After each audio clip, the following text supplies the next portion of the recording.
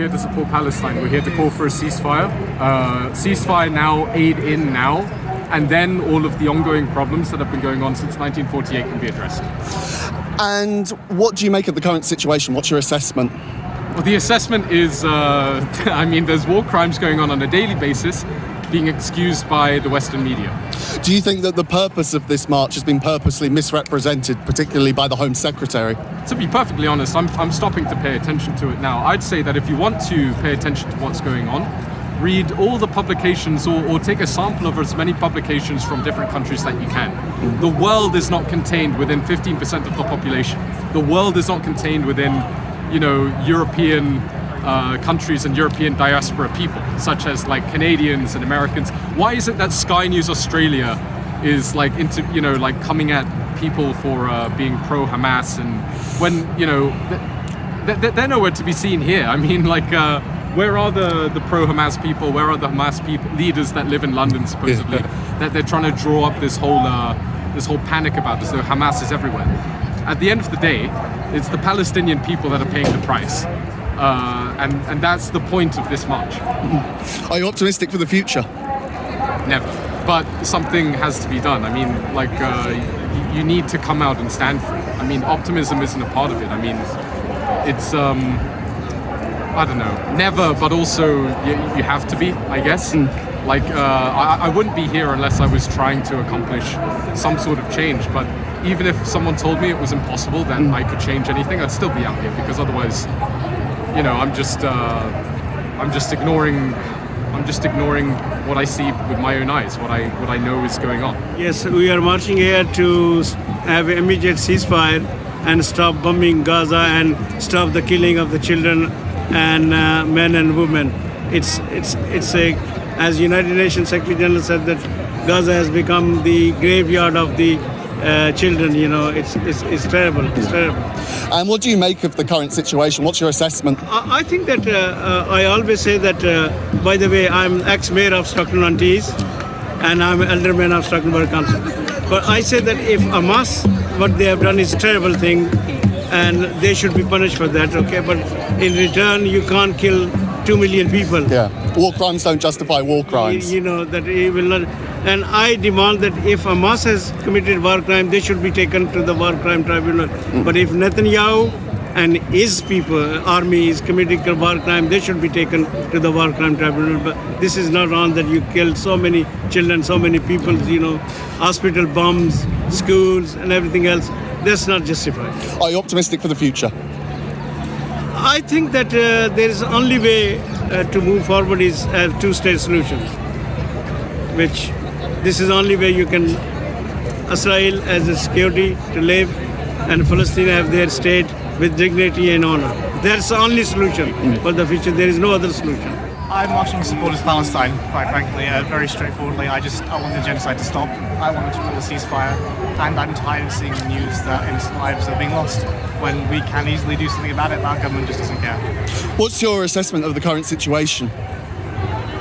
I know very little.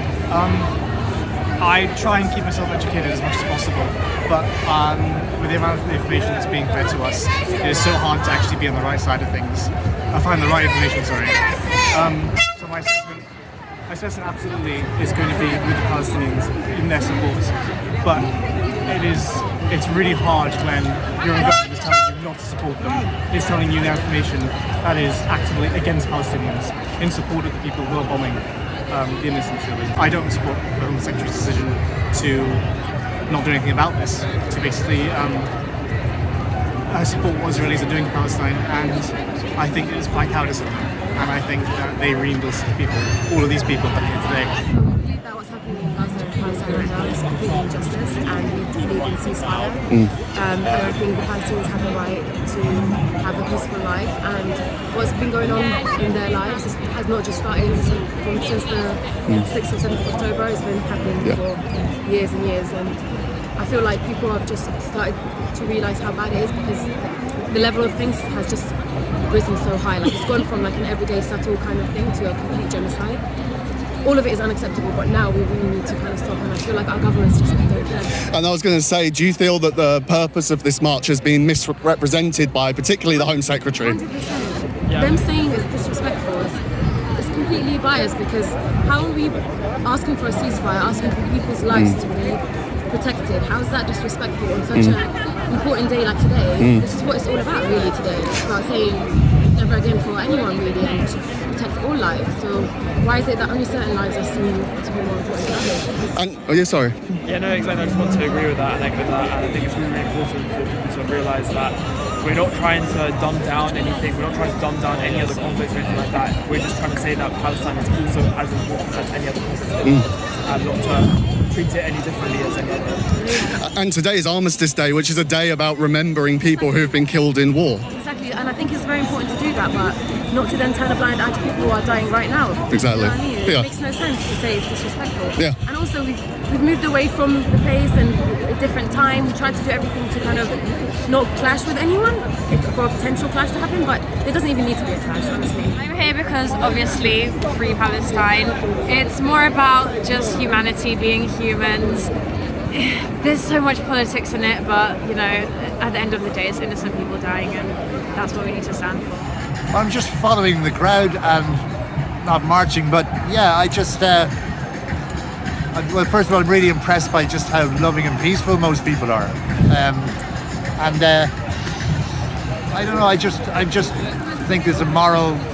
This is the moral thing to do. I didn't march when the Iraq invasion went on, and I just think it's there's a right and wrong issue here, and that's it really. Yeah, I think people in the country, you know, have their own brains and make up their own minds about that, you know. She's I'm not clever enough politically to know, but I mean I just seem like a little bit silly comments that most people would brush off, hopefully. Yeah.